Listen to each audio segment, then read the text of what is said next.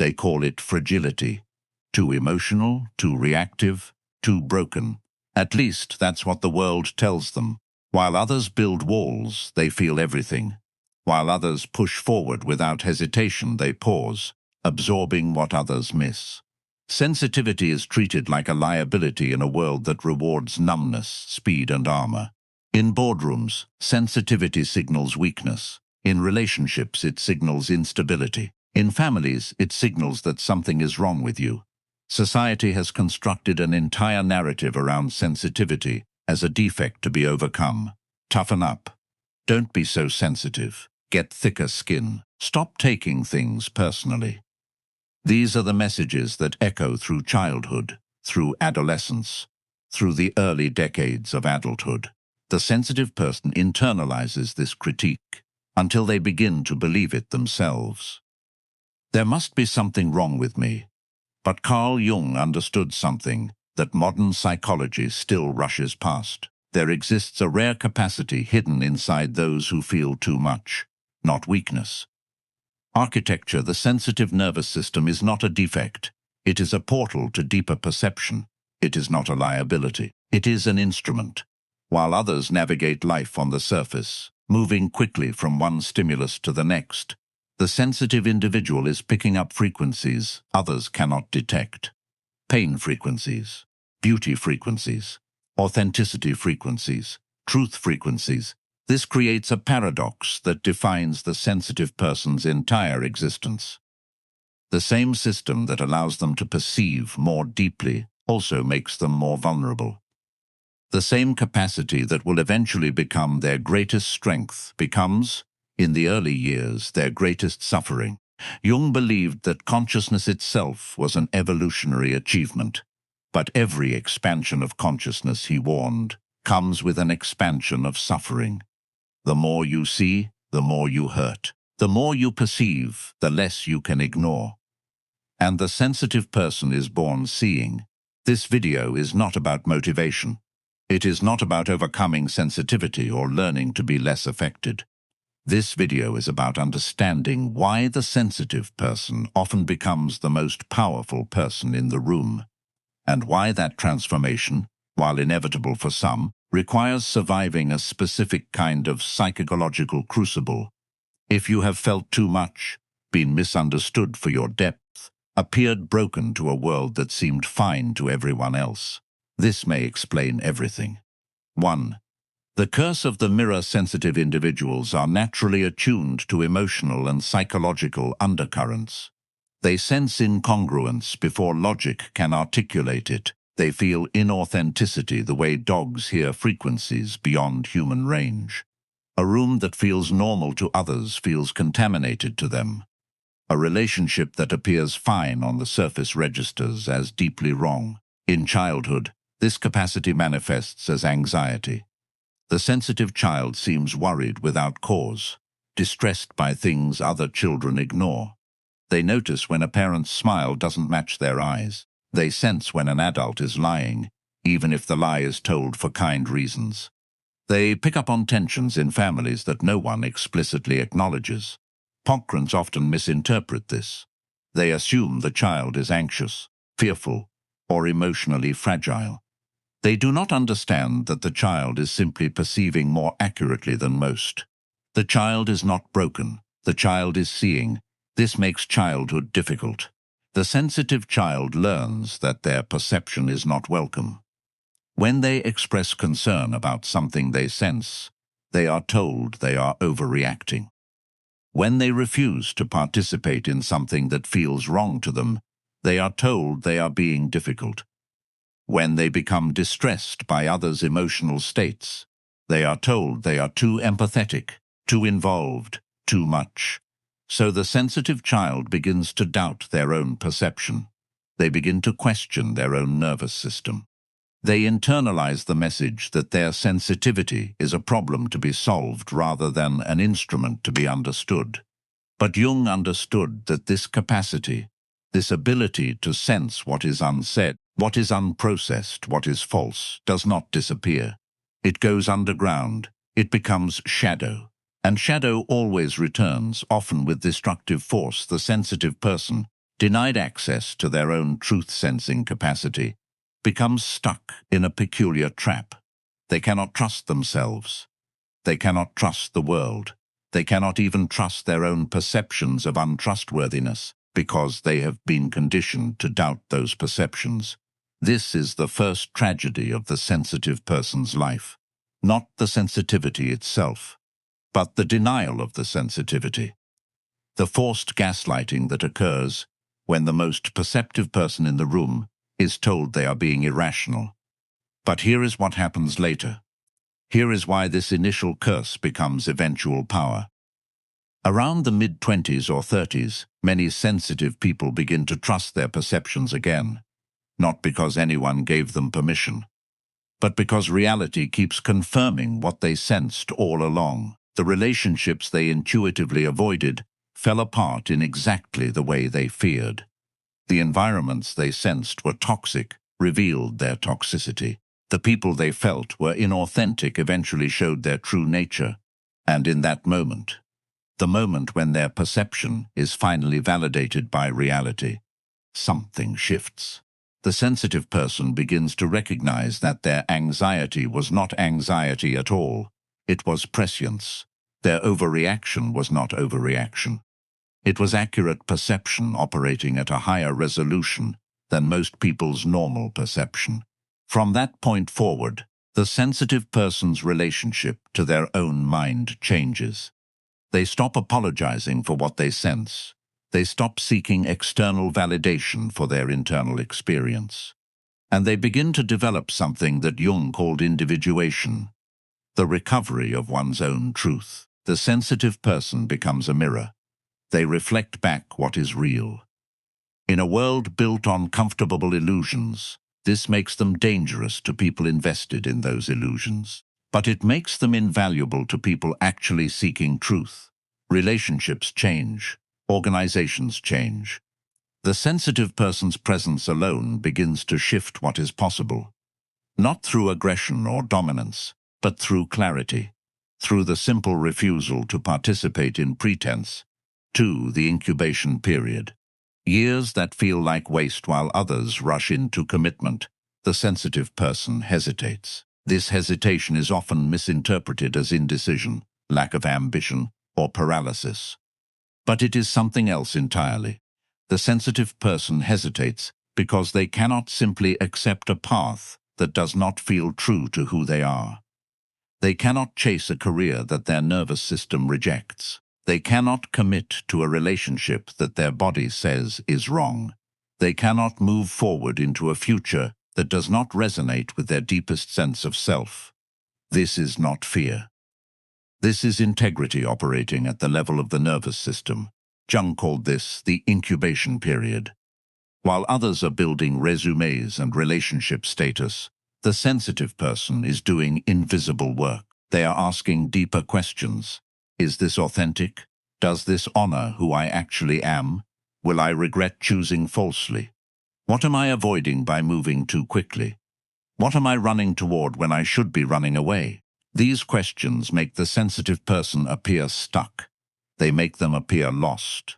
They make them appear unmotivated or indecisive.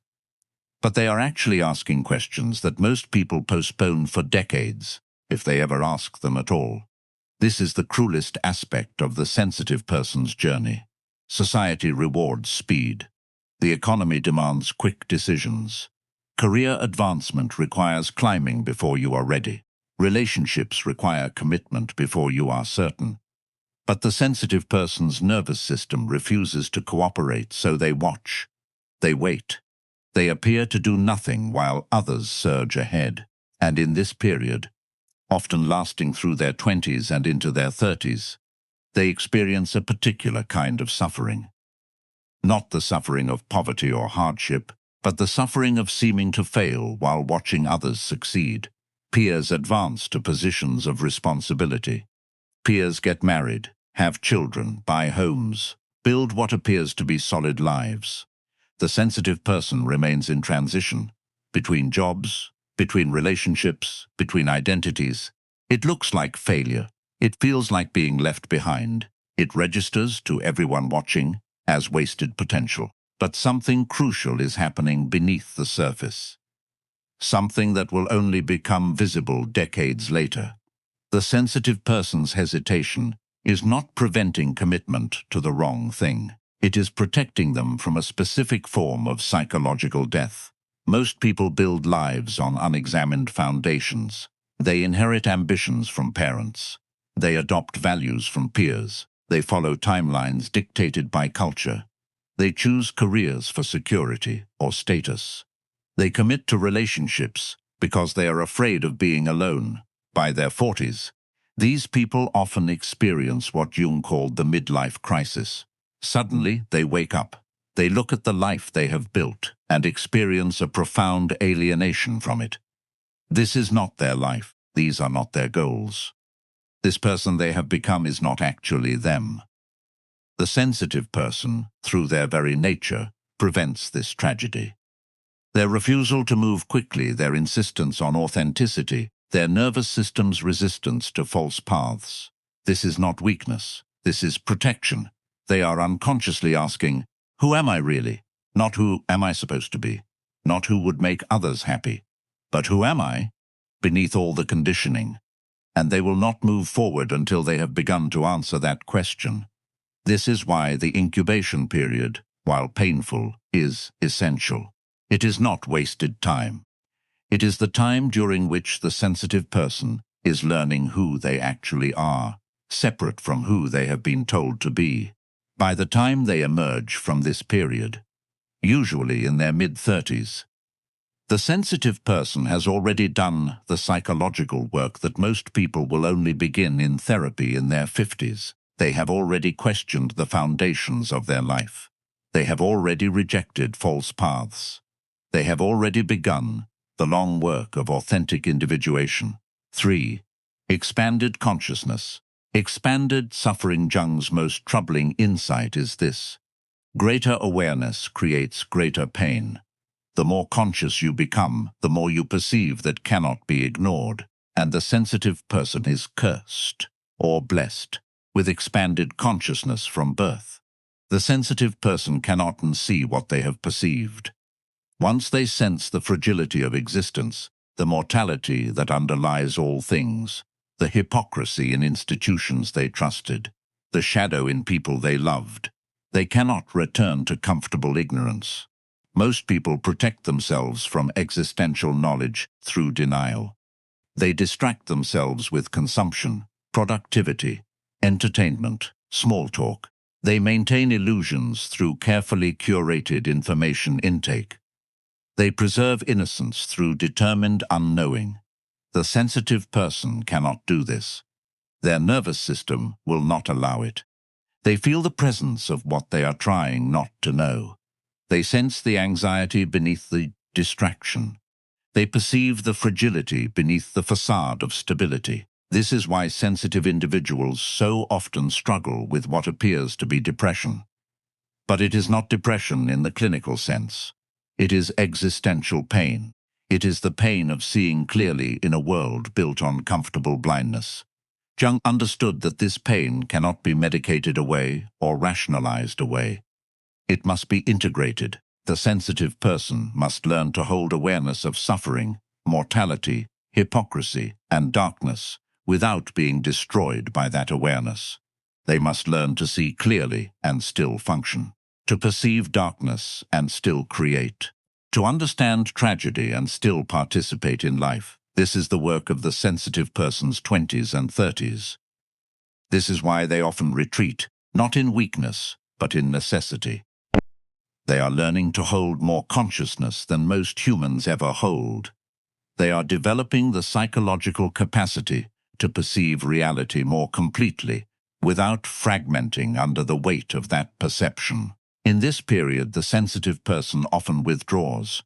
Physically, they may remain engaged, but psychologically they retreat inward. They need space to process. They need silence to metabolize what their expanded consciousness is showing them. They need solitude to integrate knowledge that is too large for casual conversation. Society misinterprets this withdrawal as depression requiring treatment. But Jung would say it is psychological necessity.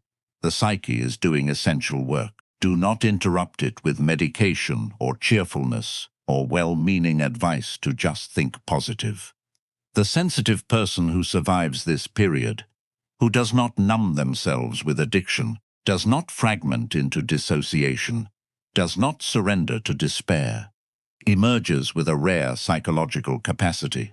They have learned to be conscious without being crushed by consciousness, to see clearly without being paralyzed by what they see. This capacity, once developed, becomes a superpower. 4. The shadow as teacher because the sensitive person fails early, because they struggle to fit into systems designed for the insensitive, because they experience rejection and isolation and self-doubt. They become intimate with their own shadow. The shadow, in Jungian psychology, is the repository of everything we reject in ourselves: our anger, our selfishness, our competitiveness, our desire for power, our capacity for cruelty, our doubts about our own worth. Most people repress their shadow. They build an identity based on what is socially acceptable and push everything else into the unconscious. This works temporarily, but the shadow does not disappear. It leaks out in passive aggression, in projection, in sudden explosive outbursts, in self-sabotage. The sensitive person, through their nature, cannot maintain such clean repression. They are too aware. They feel their own darkness too acutely. They sense the shadow in themselves and cannot simply ignore it, so they study it. Over years, sometimes decades, the sensitive person becomes intimate with their own capacity for anger, jealousy, selfishness, and cruelty. They do not judge these capacities, they simply observe them. Where do they come from? What wounds do they serve? What do they reveal about what I actually want versus what I think I should want? This internal confrontation is exhausting, but it creates something that most people never achieve: integration. The sensitive person does not reject parts of themselves. They incorporate them. They acknowledge their anger without being consumed by it. They recognize their desires without being enslaved by them. They understand their shadow without being defined by it. Jung believed that only those who have integrated their shadow can wield real power. Power without shadow integration becomes tyranny. It becomes addiction. It becomes a form of slow self-destruction, dressed up as success. This is why the sensitive person, when they finally do emerge into positions of influence, tends to wield that influence with a kind of wisdom. They are not trying to prove anything. They do not need to dominate or control. They have already done battle with their own darkness and emerged intact. Their power is not aggressive power. It is gravitational power. People are drawn to them. They follow them, not because they are forced to, but because something in their presence feels real, grounded, trustworthy in a way that transcends personality. 5. The nervous system as tuning fork for truth over decades of noticing what others ignore. The sensitive person's nervous system becomes exquisitely calibrated. It becomes a tuning fork for authenticity. While others can rationalize away inconsistency, while others can talk themselves into situations that don't fit, the sensitive person's body responds. The nervous system knows there is a tightness, a subtle repulsion, an inability to pretend that this is okay when everything inside is saying no. Conversely, when something is true, when something is aligned, the sensitive person feels it as resonance, a sense of rightness, a relaxation, a sense of coming home. Most people dismiss this as intuition and leave it at that. But it is more precise than intuition. It is evolved perception. The sensitive person's nervous system has been trained, through decades of lived experience, to detect authenticity at a level that conscious reasoning cannot reach. This capacity becomes extraordinarily valuable in any context that requires seeing beneath surfaces. In psychology, the therapist's sensitivity to what is unsaid becomes their greatest diagnostic tool. In leadership, the sensitive leader's ability to sense group dynamics and individual needs becomes their greatest strategic advantage. In relationships, the sensitive partner's capacity to perceive and respond to genuine needs, beneath stated requests, becomes the foundation of real intimacy. But early in life, this capacity produces only suffering. The sensitive person is flooded by the inauthenticity around them. They are overwhelmed by the contradictions they sense. They are exhausted by the effort of being in environments where everything feels false. Over time, as they learn to trust their nervous system, they begin to make different choices. They stop trying to force themselves into situations that don't fit. They stop trying to make relationships work with people who feel wrong. They stop pursuing careers that their body rejects. These choices look like limitation from outside, but they are actually liberation. They are the sensitive person learning to use their nervous system not as a source of anxiety, but as a guidance system. What does my body say yes to? What does my nervous system trust? Where do I feel resonance? By their 40s and 50s, the sensitive person who has learned to trust their nervous system often finds themselves in positions of unusual influence and alignment. Not because they pursued influence, but because people sense something reliable in them, something real. 6. The transformation begins. Mid-30s and beyond. Around the mid-30s, something shifts. Not externally, internally. The sensitive person stops apologizing for their nature. They stop trying to be normal. They stop seeking permission to be who they are. And in that moment, something begins to change. Clarity replaces anxiety. Not the absence of feeling, but the presence of understanding. The sensitive person begins to see that the very capacity that has caused them suffering is also the source of their power. The same nervous system that made them feel too much now allows them to perceive clearly. Self-trust replaces comparison. The sensitive person stops measuring themselves against the timelines of others. They stop wondering why they are not where others are. They begin to recognize that they are not on the same timeline because they are not living the same life. They are building something that cannot be rushed. Depth replaces urgency. The sensitive person stops trying to prove anything. They stop trying to catch up. They stop trying to compress decades of development into a few years. They begin to understand that the slow, deep work they have been doing is more valuable than the rapid, shallow progress of others. And because the self they are embodying is not borrowed from others, is not constructed from inherited values and external expectations, it is powerful, grounded, undeniable. Their voice, when they finally use it, carries weight, not because they speak often, but because when they do, nothing is wasted. Every word has been tested internally for years. Every statement has been considered, felt, examined. The sensitive person does not speak casually. They speak only when they have something true to say. Their presence becomes unmistakable, not through aggression or dominance, but through alignment.